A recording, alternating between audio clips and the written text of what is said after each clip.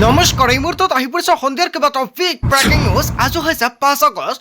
কোনে অৰুণোদয় আঁচনিৰ টকা পাই থাকিব প্ৰকাশ কৰিলে হিতাধিকাৰীৰ যোগ্যতা। লগতে মুখ্যমন্ত্ৰী ডক্টৰ হিমন্ত বিশ্ব শৰ্মাই অৰুণোদয় আঁচনিক লৈ নতুন তালিকা প্ৰকাশ কৰিছে। তালিকাত নাম থাকিলে একাউণ্টত টকা লাভ কৰিব। যিসকলে চৰকাৰী কৰৰ বাবে জিঅ'ৰিং কৰিছে আজি সাজু কৰক 7বিধ নথিপত্ৰ। 7বিধ নথিপত্ৰ থাকিলে চৰকাৰী কৰ টকা লাভ কৰিব একাউণ্টত। ৰেচন কাৰ্ড থাকিলে 10 আগষ্টৰ পূৰ্বে কৰক এই দুটা গুৰুত্বপূৰ্ণ কাম। নহ'লে ৰেচন কাৰ্ডৰ পৰা আপোনাৰ নাম পোনে কৰ্তন কৰা হ'ব। আত্মগোট প্ৰতিজন মহিলাৰ বেংক একাউণ্টত 25,000 টকা সোমাই দিয়া হ'ব। বানত নষ্ট হৈছে নেকি আপোনাৰ খেতি পথাৰ? আজি কৰক আপুনি আবেদন 11,000 টকা লাভ কৰিব। লগতে কেইবাটাও ৰাজনৈতিক খবৰৰ লগতে অৰাজনৈতিক খবৰ যোগান কৰাৰ সৈতে আজিৰ দিনটোত গোটেই অসম তথা ভাৰতৰ বিভিন্ন প্ৰান্তৰ পৰা যুগত হৈছে কেইবাটাও ডাঙৰ খবৰ। এনেবোৰ খবৰ নিতৌ পাই থাকিবলৈ চেনেলটি ছাবস্ক্ৰাইব কৰি ভিডিঅ'ত এটা লাইক কৰিবলৈ নাপাহৰিব।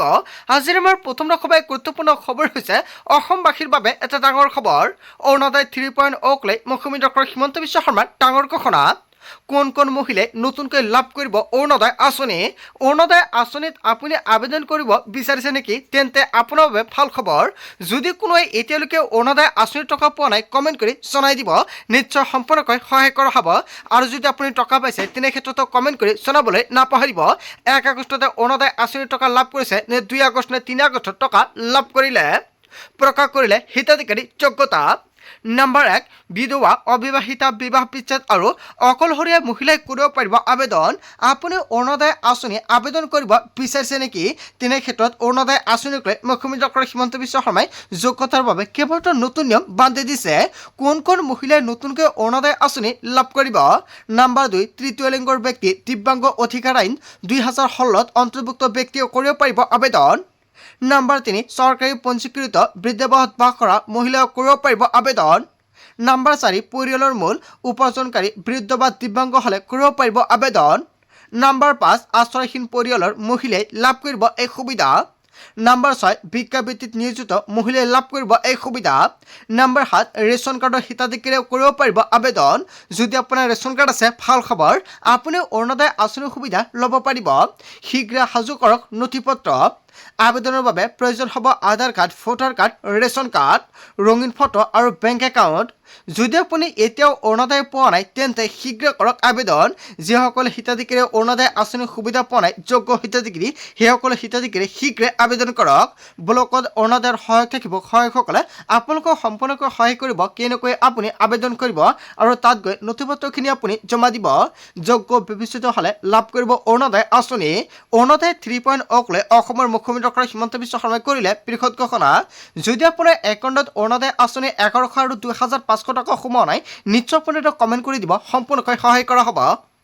তাৰপিছত অসমবাসী ৰাজক জনাইছো আমাৰ পৰৱৰ্তী অসমৰ গুৰুত্বপূৰ্ণ খবৰ। লগতে এটা ডাঙৰ খবৰ, মুখ্যমন্ত্ৰীয়ে ৰাজ্যৰ লাখ লাখ মহিলা কৃষলে এই 3টা পদ। এইকেইটা কাম কৰিলে পুনৰ পাব চৰকাৰী ধন। 10,000 টকা লাভ কৰা সকলো মহিলাই কৰিব লাগিব এইকেইটা গুৰুত্বপূৰ্ণ কাম। আপুনি আত্মীয়গত 10,000 টকাৰ চেক পাইছে নেকি? তেনে ক্ষেত্ৰত এতিয়া 25,000 টকা পাবলৈ এই কেইটামান গুৰুত্বপূৰ্ণ কাম কৰক। আপুনিও পুনৰ 25,000 টকা লাভ কৰিব। নম্বৰ 1, 10,000 টকা 10 দিনীয়া গোটত দি মহিলাসকলে কৰিব পাৰিব এটা ব্যৱসায়। যদি আপুনি 10,000 টকাৰ চেক পাইছে, সেই টকাৰে আপুনি 10 দিনৰ গোটতে এটা ব্যৱসায় আৰম্ভ কৰিব পাৰে। নম্বৰ 2, মহিলাসকলে নিজেও কৰিব পাৰিব ব্যৱসায়। যদি আপুনি ভাবিছে আপুনি নিজে এটা ব্যৱসায় কৰিব, নিশ্চয় কৰিব পাৰে। নম্বৰ 3, স্বামীৰ ব্যৱসায়ৰ ক্ষেত্ৰতো বিনিয়োগ কৰিব পাৰিব আপুনি 10,000 টকা। এই 10,000 টকা এই 3টা কামৰ ভিতৰতে যিকোনো এটা কাম আপুনি কৰিব লাগিব। ইয়াৰ যিকোনো এটা কাম কৰিলে দ্বিতীয় পৰ্যায়ত পাব 25,000কৈ টকা। অহা বছৰত মুখ্যমন্ত্ৰীয়ে সকলো মহিলাক প্ৰদান কৰিব এই ধনৰাশি। DK জুলাইৰ পৰাই মুখ্যমন্ত্ৰী ডক্টৰ হিমন্ত বিশ্ব শৰ্মাই দিছে ভাল খবৰ। আপুনি আত্মীয়গত 10,000 টকাৰ চেক পাইছেনে? 10,000 টকা আপুনি এনেই ব্যৱহাৰ নকৰিব। 3টা কামৰ ভিতৰতে যিকোনো এটা কাম আপুনি কৰিব লাগিব। যেতিয়া চৰকাৰী কৰ্মচাৰীয়ে আপোনাৰ ঘৰত ভেৰিফিকেশ্যন কৰিবলৈ আহিব, যদি আপুনি 10,000 টকাৰে একো নকৰে, আপুনি একেবাৰে খাই পেলাই, তেনে ক্ষেত্ৰত কিন্তু আপুনি 25,000 টকা নাপাব। সেয়েহে যিমান পাৰে 10,000 টকাৰে আপুনি ভাল এটা ব্যৱসায় কৰক আৰু আপুনি উন্নয়ন কৰক। নহ'লে কিন্তু উন্নতি নকৰিলে পৰৱৰ্তী কিস্তি 25,000 টকা আপুনি নাপাব। সেয়েহে যিমান পাৰে সকলোকে শ্বেয়াৰ কৰি জনাই দিব, যাতে সকলো হিতাধিকাৰী জানিব পাৰে। তাৰপিছত অসমবাসী ৰাইজক জনাইছো আমাৰ পৰৱৰ্তী অসবাই গুৰুত্বপূৰ্ণ খবৰ লগতে এটা ডাঙৰ খবৰ আপুনি এই মাহৰ ৰেচন সংগ্ৰহ কৰিলে যদি আপোনাৰ ৰেচন কাৰ্ড আছে তেনে ক্ষেত্ৰত আপোনাৰ বাবে এটা ডাঙৰ খবৰ ই কৈছে নকৰা গ্ৰাহকে নাপাব ৰেচনৰ চাউল যদি আপোনাৰ ৰেচন কাৰ্ড আছে আপুনি এতিয়ালৈকে ই কৈছে কৰা নাই 10 আগষ্টৰ পূৰ্বে আপুনি ই কৈছে কৰক লাখ লাখ হিতাধিকাৰীৰ নাম কৰ্তন কৰা হ'ব চৰকাৰৰ হাতত ডাঙৰ এটা তালিকা প্ৰস্তুত হৈ আছে যদি আপুনি ৰেচন পোৱা নাই শীঘ্ৰে কৰি লওক ই কৈছে বহুত হিতাধিকাৰী এতিয়ালৈকে ই কৈছে কৰা নাই আৰু কিছুমানতো এতিয়ালৈকে আধাৰ কাৰ্ডৰ সৈতে ৰেচন কাৰ্ড লিংক কৰা নাই চলি আছে অন্য সেৱা দিন নতুন নিয়মেৰে সংগ্ৰহ কৰক আপুনি ৰেচনৰ চাউল ৰেচনৰ দোকানে চাউল কমকৈ দিলে অথবা দোকান বন্ধ ৰাখিলে দিয়ক আপুনি অভিযোগ ডায়াল কৰক 1800345361 নম্বৰতে ফোন নালাগিলে মেছেজ কৰক এই নম্বৰটোত হেল্পলাইন নম্বৰ হৈছে 1967 নম্বৰত কল কৰি দিব পাৰিব অভিযোগ নিৰ্দেশ অমান্য কৰিলে সুলভ মূল্যৰ দোকানীৰ বিপদ অনিবাৰ্য ৰেচন সংগ্ৰহ কৰিবলৈ ই পষ্ট মেচিনত দিব লাগিব ফিংগাৰপ্ৰিণ্ট সজাগতাৰ বাবে ৰেচনৰ দোকানীয়ে দোকানৰ সন্মুখত আনিব লাগিব ফলক ভংগ কৰিলেই দোকানীৰ বিৰুদ্ধে লোৱা হ'ব শাস্তিমূলক ব্যৱস্থা যদি আপোনাৰ ৰেচন কাৰ্ড আছে আপুনি 10 আগষ্টৰ পূৰ্বে প্ৰতিগৰাকী হিতাধিকাৰী ই কৈছে আৰু আধাৰ কাৰ্ডৰ লগত ৰেচন কাৰ্ড লিংক কৰক অন্যথা পৰৱৰ্তী সময়ত ৰেচনৰ সামগ্ৰীৰ পৰা আপুনি নাপাব লগতে ৰেচন কাৰ্ডৰ তালিকাৰ পৰা আপোনাৰ নাম কৰ্তন কৰা হ'ব তাৰ পিছত অসমবাসী ৰাইজক জনাইছো আমাৰ পৰৱৰ্তী অসবাই গুৰুত্বপূৰ্ণ খবৰ লগতে এটা ডাঙৰ খবৰ এই দুখৰ সময়ত কেন্দ্ৰীয় চৰকাৰে অসমৰ ৰাইজৰ কাষত আছে বানাক্ৰান্ত ক্ষতিপূৰণ প্ৰদানত কোনো আপোচ নকৰে কেন্দ্ৰীয় চৰকাৰৰ ফালৰ পৰা প্ৰধানমন্ত্ৰী নৰেন্দ্ৰ মোদীৰ নিৰ্দেশত মই অসমত বানাক্ৰান্তৰ কাষলৈ আহিলো এনেকুৱাকৈ কেইবাটাও ডাঙৰ মন্তব্য কৰিছে জে পি নাড্ডাৰ ফালৰ পৰা এই বিপদৰ সময়ত মোদী চৰকাৰ অসমৰ লগত আছে আজি সন্ধিয়া বান পৰিস্থিতিক লৈ হ'ব প্ৰতিষ্ঠিত আলোচনা অতি দ্ৰুতভাৱে বানপীড়িতলৈ সাহায্য সামগ্ৰী প্ৰেৰণৰ কাম চলি আছে আৰু ভাৰত চৰকাৰৰ তৰফৰ পৰা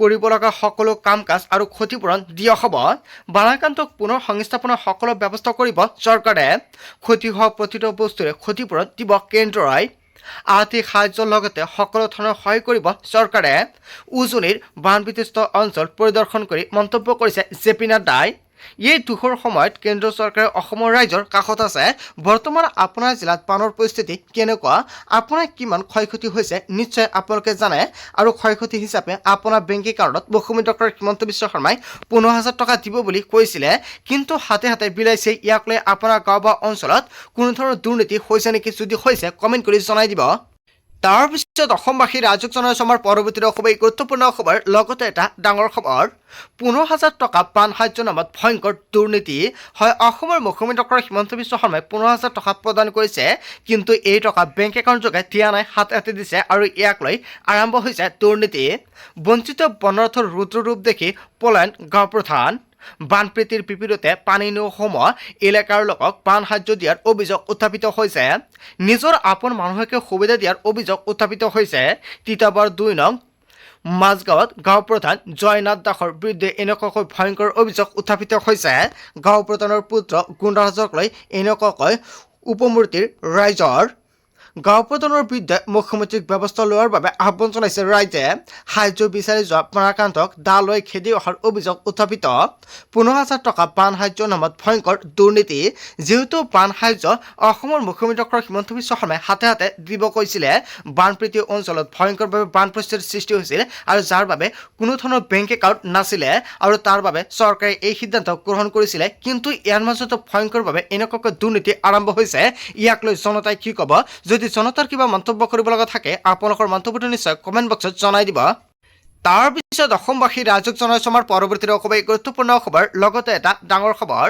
আগৰ বৰষুণে ৰাজ্যত বান পৰিস্থিতিৰ সৃষ্টিৰ আশংকা অসমৰ 35খন জিলাতে এলাৰ্ট জাৰি কৰিছে বতৰ বিজ্ঞান কেন্দ্ৰৰ ফালৰ পৰা 4খন জিলাত জাৰি কৰা হৈছে অৰেঞ্জ এলাৰ্ট উজনিৰ পৰা নামনিলৈকে অব্যাহত থাকিব ধাৰাসাৰ বৰষুণ গোলাঘাট বঙাইগাঁও বাক্সা তিনিচুকীয়াত অৰেঞ্জ এলাৰ্ট জাৰি কৰা হৈছে যোৰহাটত কৃত্ৰিম বানে লৈছে ভয়াৱহ পৰিস্থিতিৰ ধাৰাসাৰ বৰষুণে আশংকা নমাইছে শিৱসাগৰৰ বানবিধ্বস্ত অঞ্চললৈ আগষ্টৰ বৰষুণে ৰাজ্যত বান পৰিস্থিতিৰ সৃষ্টিৰ আশংকা আপোনাৰ জিলাত বৰ্তমান বৰষুণৰ পৰিস্থিতি কেনেকুৱা বা বতৰ কেনেকুৱা আছে নিশ্চয় কমেণ্ট বক্সত জনাবলৈ নাপাহৰিব তাৰ পিছত অসমবাসী ৰাইজক জনাইছো আমাৰ পৰৱৰ্তী অসবাই গুৰুত্বপূৰ্ণ খবৰ লগতে এটা ডাঙৰ খবৰ লোকপ্ৰিয়ক লৈ ৰাজ্যৰ মুছলমানলৈ বিশেষ আহ্বান কোনো তথ্য লুকাই নাৰাখিব সকলো সঁচা কথা কওক লোকপিয়লত ভাষা অসমীয়াই লিখিব পৰিয়ালৰ মুৰব্বীৰ নাম শুদ্ধকৈ লিখিব মোবাইল নম্বৰ ভুলকৈ নিলিখিব এবাৰ ভুল তথ্য অন্তৰ্ভুক্ত কৰিলে কৰিব নোৱাৰিব শুদ্ধ